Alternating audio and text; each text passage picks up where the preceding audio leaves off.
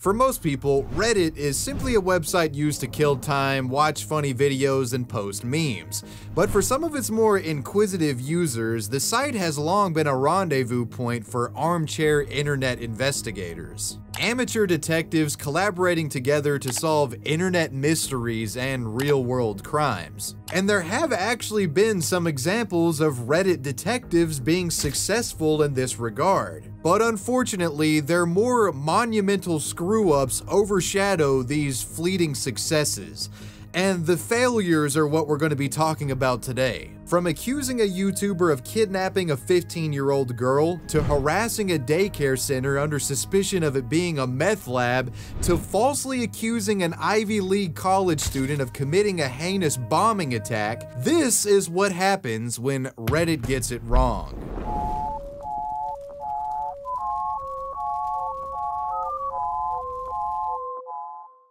Today's video is sponsored by Bespoke Post. Bespoke is a monthly membership club that ships you top-shelf items at a discount. Quality items produced by small businesses around the US, like this incredibly handy hatchet from Bare Bones in Bespoke split box. With a head made from blackened high-carbon steel and a weighty beechwood handle, this hatchet has all of your wood-cutting needs covered. Bespoke will gauge your preferences and match you up with the box using their online quiz. If you like the match you get, that's great, go ahead. But if you don't like it, you can swap it out for another. Each month you'll get a new box with the option to skip months at no additional charge. And you're getting a huge value here, with each box having about $70 worth of product, and the subscription cost is far less. Here are some more of Bespoke's boxes to check out. This Buck and Bear Karambit knife comes in the claw box. This blade will cut through just about anything you throw at it. It's visually stunning and has a solid grippy handle, giving great control for your daily cutting needs. And there's no better position to enjoy a campfire than the seat of this compact camping chair from Bespoke's Parked box. Kick back and relax for a bit, and when it's time to go, the chair can be folded up to about the size of a water bottle and stowed. Great for hiking and camping. To get 20% off your first box, click the link in the description and enter code WAVY20 at checkout, or go to bespokepost.com/wavy20.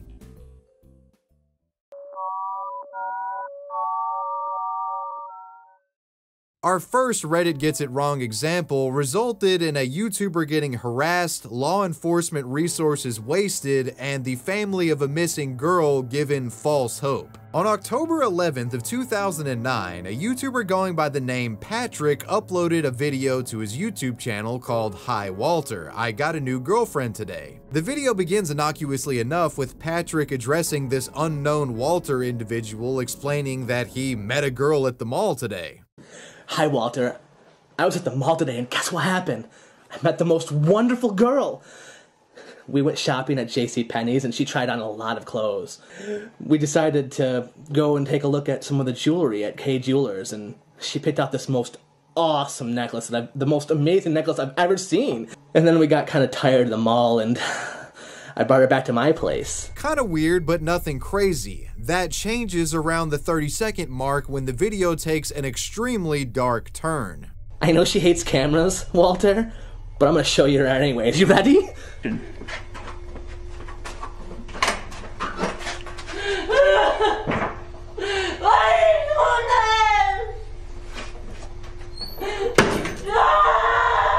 So yes, Patrick just appeared to show a kidnapped woman in his closet screaming for help. Definitely kinda sus. Despite the shocking nature of this video, it went mostly unnoticed by the YouTube community for years, the implications of its existence unexplored. But that would change in the summer of 2016. Likely due to an alteration in YouTube's algorithm, Hi Walter slowly began to find itself in recommended video sections. Interest in the video grew, and the disturbing footage was being discussed on forums like Reddit and 4chan's paranormal board. Some believe that Patrick was actually an at-large serial killer / kidnapper, and he posted this video to fulfill some sadistic pleasure, you know, bragging about his latest victim. I know she hates cameras, Walter, but I'm gonna show you her anyways. You ready?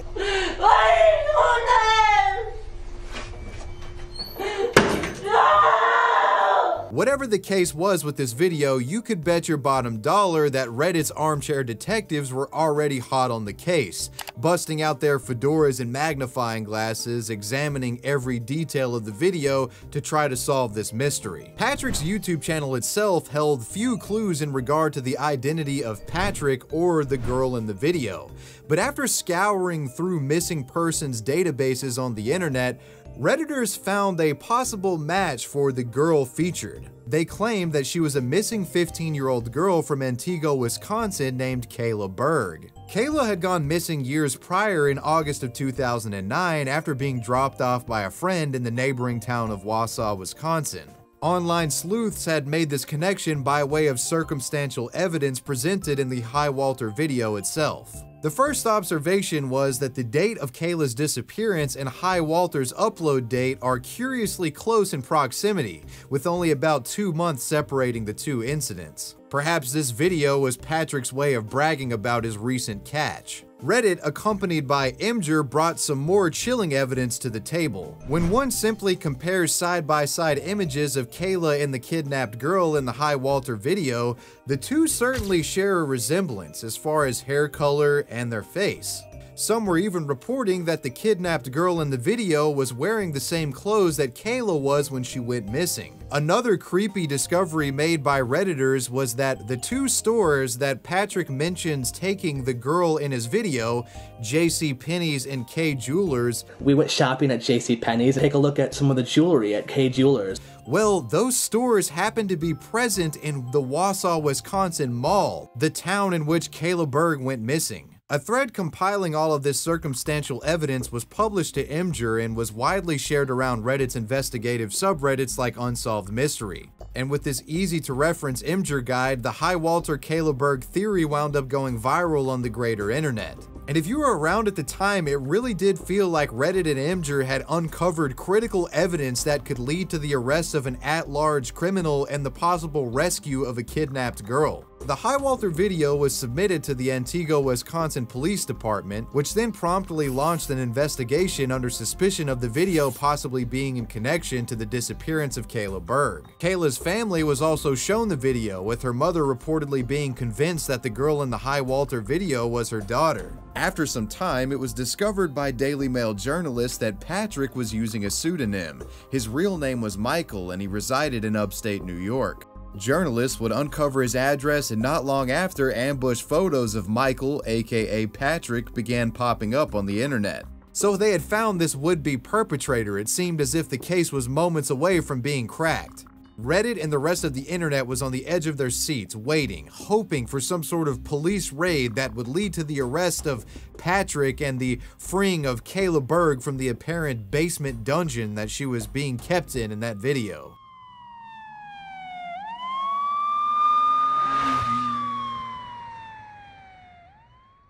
But that raid would never happen because Patrick, he was an innocent man. And the Hi Walter video was a hoax that had absolutely nothing to do with the disappearance of Kayla Berg. On October 11th of 2016, the Antigua Police Department announced the following. The Antigua Police Department has been investigating the Hi Walter It's Patrick I Have a New Girlfriend video that was on YouTube.com. The Antigua Police, with the help of another enforcement agency, has been able to identify that this video was 100% fake and was a video that was produced to be placed on YouTube. The Antigua Police Department has identified the video producer / cameraman, actor, and actress in the video.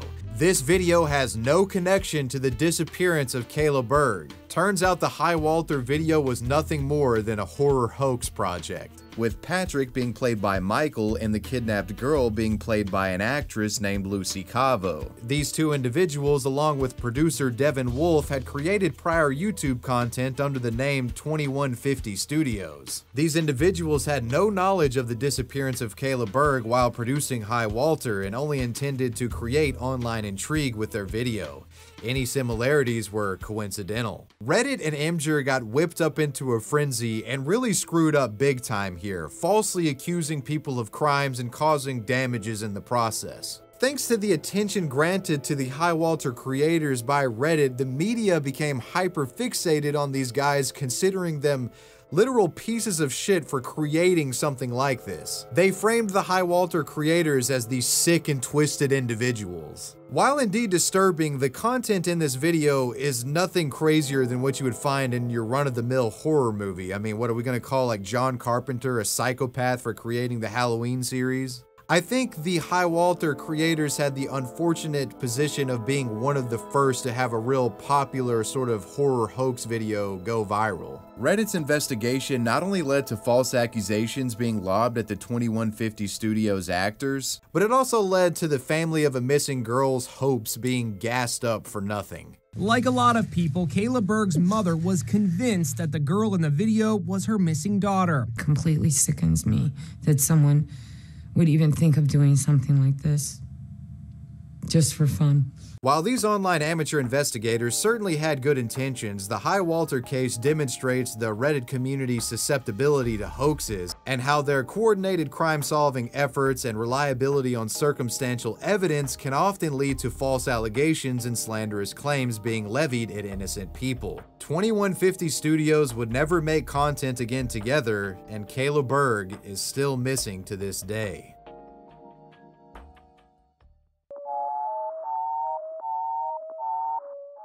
Our next Reddit gets it wrong example is probably the most lighthearted of today's stories, but that's not saying much considering it resulted in grown men stalking a daycare center and the owner of a small business being harassed. On January 15th of 2015, a Redditor of the Salt Lake City, Utah subreddit would share an image of this odd-looking daycare center located in the city. This Redditor would go on to explain that despite the colorful exterior and signage advertising daycare services, they had not seen a child enter or leave the building once during the 5 years they had lived there. Curiously, other Salt Lake City Redditors took to the thread to explain they were familiar with the place and it also gave them an uncomfortable feeling. I once saw a picture from the 1983 Salt Lake City flood. The picture was of some kids standing across the street from this place. It looked exactly the same then. We live nearby and my kids call it the scary house. In the 10 years I've lived in this neighborhood, I have never seen anyone come in or out of that place. Totally creepy. I call that the creepy pedophile daycare. It is silent and the small windows are covered. It's just too brightly colored. It's definitely a creepy place. Users noted that all the windows of the daycare were obfuscated with blinds and the building itself emanated an unusually dark aura. Folks in the thread felt like something was up with this place. Many in the thread suggested that Funtime Kids Care wasn't a daycare at all, and in fact was some sort of money laundering scheme, a government operation, a meth lab, or at worst a child trafficking ring. One Redditor says, "If it's a government operation, they're doing a pretty poor job of flying under the radar. Sounds like the government, and we're all on a list now." Perhaps the obsession with Funtime Kids Care would have died out in the coming days, but an ominous comment left by user Deathship ensured that wasn't going to be the case. I'm going to advise you guys to stop looking into this place. This ominous commenter's post history was promptly looked into and only served to embolden those who felt that Funtime Kids Care was a massive cover-up. Check his comment history. Linguist for the Air Force, been stationed at Area 51 and occasionally hangs out in the conspiracy theory subs, questionably discharged. Redditors were beginning to believe that they had uncovered something big and that this was the powers that be trying to scare them off. But no, these neckbeard detectives wouldn't be deterred. They went all in on trying to blow the lid off this apparent criminal operation. The Funtime Kids Care phone number was spammed in the coming days with calls. Nobody seemed to be getting through, but it became clear the daycare knew they were being looked into as their website was taken down not long after the calls started. Some Redditors even claimed to have gone to the site in person and peeked into the windows to investigate the building after hours. One 4chan user provably did this, sharing photos of the inside of the building that they had snapped to the image board. And well, what they found on the inside was honestly unremarkable. It kinda looked like a daycare. Expecting to see something resembling Walter White's underground meth lab or a government numbers station, folks on the thread were slightly disappointed when nothing strange was found inside of the building. And then more bad news for the Reddit started trickling in. Other photos began to surface which showed kids playing at the daycare's playground, proving that children were in fact present at the facility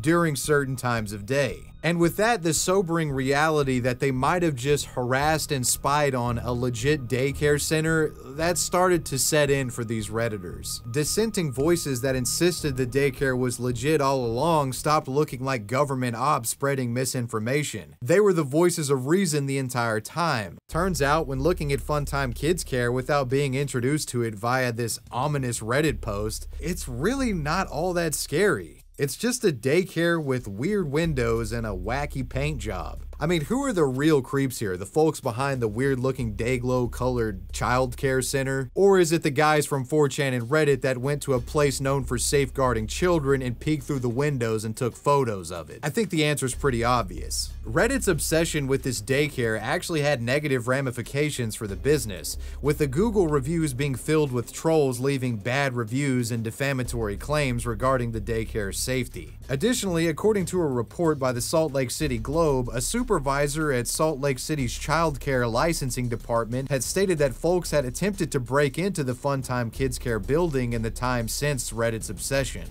This attempted break-in forced the owner to purchase additional security equipment such as a camera and deadbolt locks. While things have calmed down in recent years, I would imagine this whole ordeal was quite stressful for the daycare owner. According to public records, Funtime Kids Care has passed inspection and maintains childcare licensure to this day. The daycare is completely safe and always has been. The original Reddit thread that hosted the investigation into this business has now been wiped clean. The barren thread, an embarrassing reminder of yet another of Reddit's destructive armchair investigations.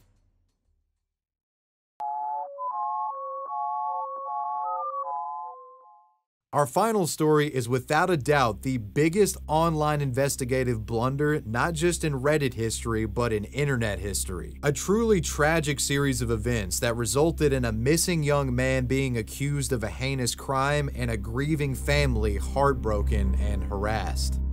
This story begins in 2013 with Sunil Tripathi, a 22-year-old Indian-American graduate student studying at Rhode Island's Brown University. He was a bright young man with a promising future, but the unexpected happened on March 16th of 2013, when Sunil went missing under mysterious circumstances. The Tripathi family was left distraught by Sunil's disappearance. They had no real insight as to where he might be, why he left, or who could have taken him. Everything seemed pretty normal before he vanished. Family noted that Sunil did suffer from bouts of depression, but other than that, all was well with him. Sunil's mysterious disappearance made news in the local area, and the family would work closely with law enforcement in the hopes of finding him alive. Search for a missing Ivy League student who vanished 2 weeks ago. Some new surveillance video may offer some clues and help solve how his mysterious disappearance happened. This grainy photo may be the only clue to finding missing Brown University student Sunil Tripathi. Police believe this new image from a surveillance camera shows the 22-year-old just moments after leaving his campus apartment. Police say he left behind his wallet and phone. There's typically two reasons people don't take the normal things they take with them. Is because they're stepping outside to talk to somebody, they're going a half a block away, or they're not coming back. The family also created a Facebook page dedicated to sourcing clues about his disappearance in the hopes that someone would come forward with information regarding his whereabouts. Fast forward about a month later to April 15th of 2013. At approximately 2:53 Eastern, 2 homemade pressure cooker bombs are detonated near the finish line at the Boston Marathon. 3 people are killed by the blast, 264 are injured. It was a cowardly attack, and as soon as the smoke cleared, the FBI began a thorough and meticulous investigation trying to track down the perpetrators. And this is where Reddit comes into play. Frustrated with the seemingly slow pace of the FBI's investigation, Redditors took this matter into their own hands. It was a hunt for suspects taking place on the newly created Find Boston Bombers subreddit. This forum was essentially a hub for amateur crime solvers to come and dump evidence pertaining to the crime and theorize possible suspects for the bombing. Much of the activity on this page involved Redditors scanning over blurry and grainy images that were taken from the Boston Marathon in an attempt to find a suspect, looking for any sort of suspicious individuals. And generally speaking, for these Redditors, suspicious means anyone wearing a backpack or anyone looking vaguely foreign. Many possible perpetrators were identified, but no real consensus was made. In all honesty, it was a giant mess. That was until 3 days after the attack. On April 18th at 5:20 p.m. Eastern, the FBI revealed photos of the two suspects believed to be responsible for Boston. The FBI was requesting the help of the public in identifying these individuals. Now with an established goal and the FBI publishing confirmed images of the suspects, the Redditors got to work scouring the internet for possible identity matches. And after some searching, the subreddit found one individual they were certain was suspect number 2, the man wearing the white hat. According to Reddit, this person was none other than 22-year-old Sunil Tripathi, the young Indian American who had gone missing a month prior. They thought the evidence was irrefutable. Sunil going missing just a month ago? He must have been plotting the attack during this time, they thought. Hell, after all, he wasn't far away from Boston, geographically speaking, with him being in Rhode Island. And of course, there's the physical similarities, they said. Redditors claimed this was the same guy. To them, it was an open and shut case. So word would spread around the greater internet that suspect number 2 was none other than Sunil Tripathi. The accusation went absolutely viral, so much so that it actually reached Sunil's family. They were flabbergasted by the accusation, deeming an act like this being perpetrated by Sunil unthinkable. They adamantly stated that the man in the photos and videos from the marathon was not Sunil and that this was just a massive misunderstanding. But Reddit wasn't having any of it, and users continued to harass the family and associate Sunil's name with this horrific crime, even going as far as raiding the Facebook page set up for finding Sunil when he went missing.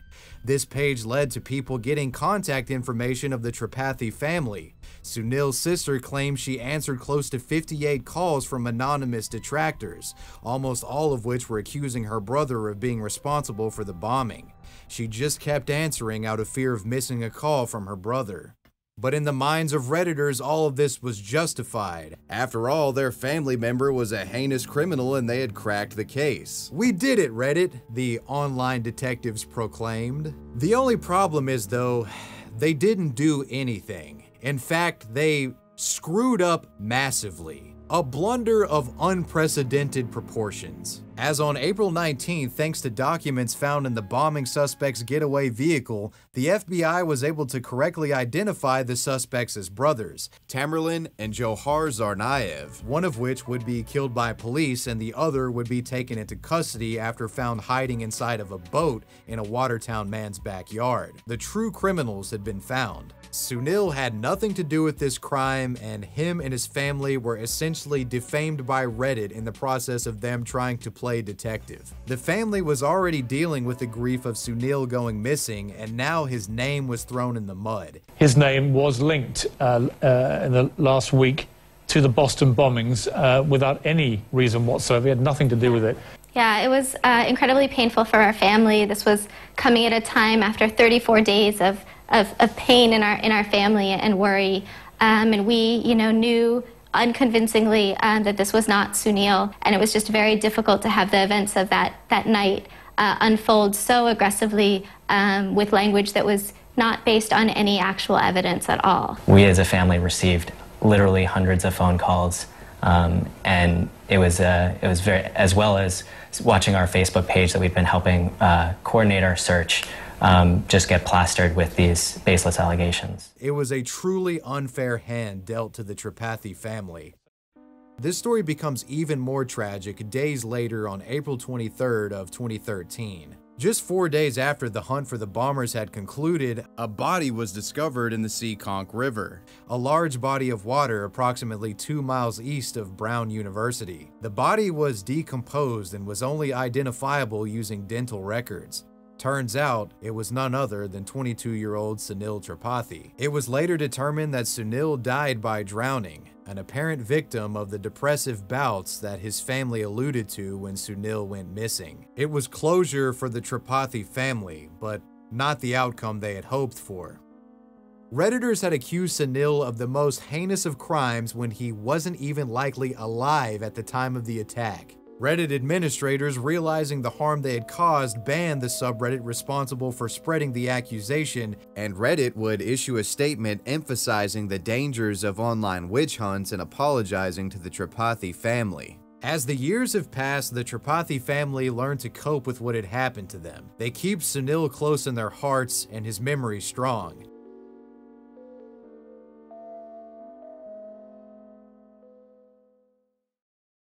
This terrible situation will likely remain as the ultimate example, the cautionary tale warning those who want to get involved in these sort of online collaborative investigations. Tens of thousands of individuals with zero knowledge of journalistic ethics or how to diligently research and report information, role-playing as FBI agents. Generally speaking, it doesn't end well.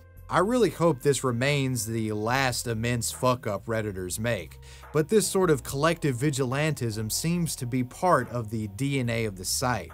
Hell, I'd say it's inherent to the greater internet as well. I reckon we'll just have to wait and see who screws up next. But that, my friends, were the times Reddit got it wrong.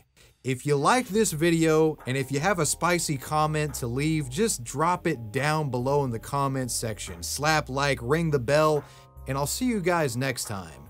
I want to give a major shout out to my patrons. I appreciate you guys. WAVYWEBSURF out. Peace.